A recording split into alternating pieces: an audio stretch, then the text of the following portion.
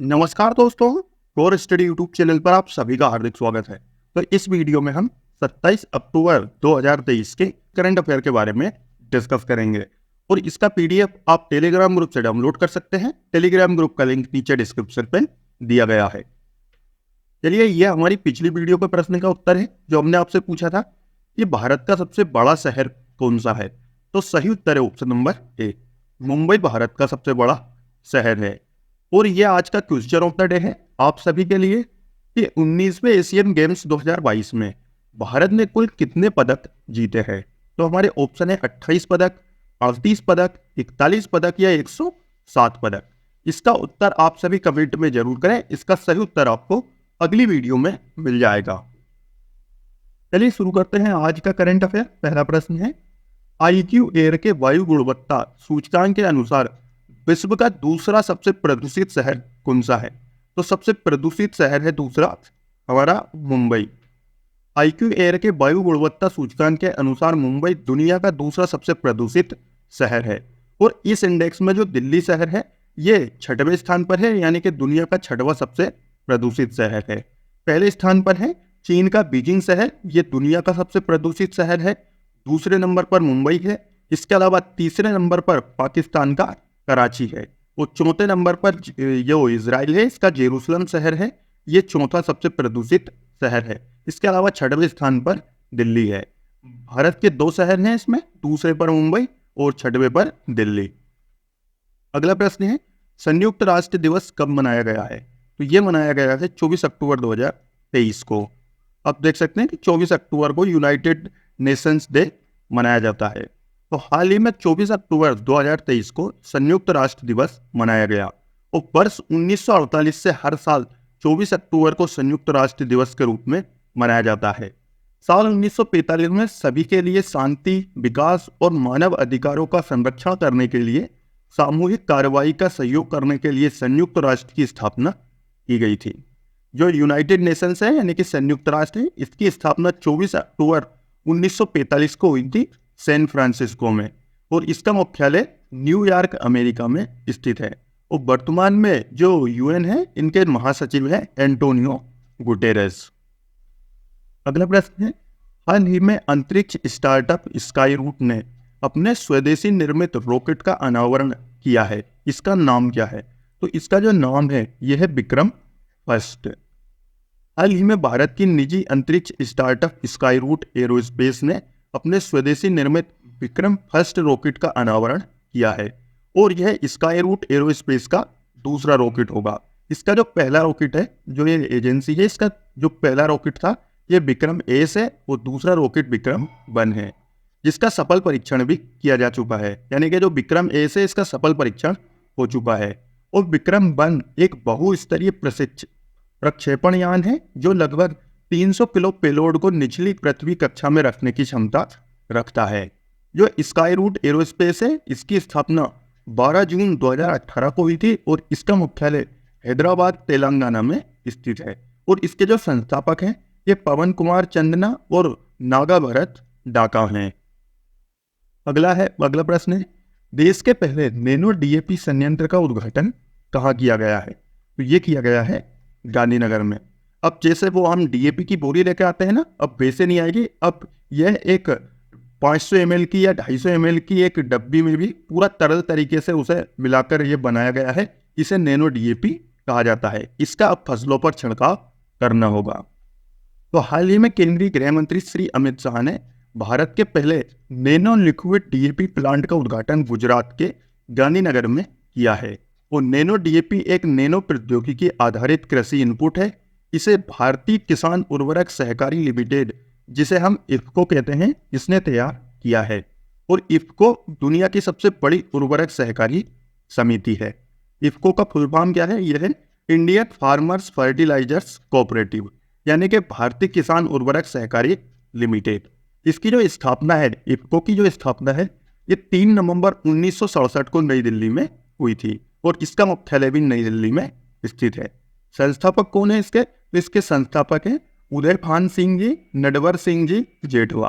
और वर्तमान में इसके CEO डॉक्टर उदय शंकर अवस्थी हैं। अगला प्रश्न है, 67वां धम्म चक्र प्रवर्तन दिवस कहाँ मनाया गया है? तो ये मनाया गया है नागपुर में। 67वां धम्म चक्र प्रवर्तन दिवस नागपुर में 24 अक्टूबर 2023 को मनाया गया। और बाबा साहब डॉक्टर भीमराव अंबेडकर ने अक्टूबर 1956 में विजयदशमी के दिन नागपुर की दीक्षा भूमि में अपने लाखों अनुयायियों के साथ बौद्ध धर्म अपनाया था। और डॉक्टर भीमराव अंबेडकर जी का जन्म 14 अप्रैल 1891 को मध्य प्रदेश के महू शहर में हुआ था और इनकी मृत्यु 6 दिसंबर 1956 को नई दिल्ली में हुई थी। अगला प्रश्न है, एशियाई पैरा गेम्स 2023 में केनोइंग में मध्य प्रदेश की प्राची यादव ने कौन सा पदक जीता है? तो इसमें इन्होंने जीता है स्वर्ण पदक और रजत पदक दोनों। तो सही उत्तर होगा ऑप्शन नंबर डी। ये केनोइंग कुछ इस प्रकार से, जो नदी के ऊपर नाव चलाई जाती है इसे केनोइंग कहते हैं। इसमें प्राची यादव ने एक स्वर्ण पदक और एक रजत पदक हासिल किया है। तो इनका संबंध मध्य प्रदेश के ग्वालियर से जिले से है। और अभी हाल ही में ये जो एशियाई पैरा गेम्स है इनका आयोजन चीन के होंगजाओ शहर में हो रहा। इसमें प्राची यादव ने केनोइंग की KL2 कैटेगरी में स्वर्ण पदक जीता है। इसके अलावा इन्होंने एक BL2 कैटेगरी होती है, इसमें रजत पदक भी हासिल किया है। और प्राची यादव केनोइंग में स्वर्ण पदक जीतने वाली भारत की पहली महिला पैरा खिलाड़ी हैं। अगला प्रश्न है, 2 दिसंबर 2023 से बेंगलुरु साहित्य महोत्सव का कौन सा संस्करण आयोजित किया जाएगा? तो ये बेंगलुरु साहित्य का जो ये महोत्सव का है ये 12वां संस्करण आयोजित होगा। 2 और 3 दिसंबर 2023 को बेंगलुरु साहित्य महोत्सव का 12वां संस्करण आयोजित किया जाएगा।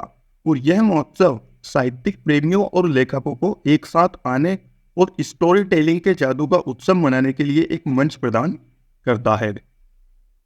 8वां प्रश्न है, NCERT ने आने वाली किताबों में इंडिया की जगह किस शब्द का इस्तेमाल करेगी? यानी कि NCERT अब इंडिया की जगह किस शब्द का उपयोग करेगी? तो ये किया जाएगा भारत शब्द का। राष्ट्रीय शैक्षणिक अनुसंधान एवं प्रशिक्षण परिषद यानी कि NCERT ने आने वाली किताबों में इंडिया की जगह भारत शब्द का इस्तेमाल करने की जो सिफारिश है ये की है। और NCERT यानी कि the national council of educational research and training यानी कि भारतीय शैक्षणिक अनुसंधान एवं प्रशिक्षण परिषद, और इसकी स्थापना कब हुई थी? ये 1961 में हुई थी और इसका मुख्यालय नई दिल्ली में स्थित है। वर्तमान में NCERT के निदेशक कौन है? ये है प्रोफेसर दिनेश प्रसाद सकलानी।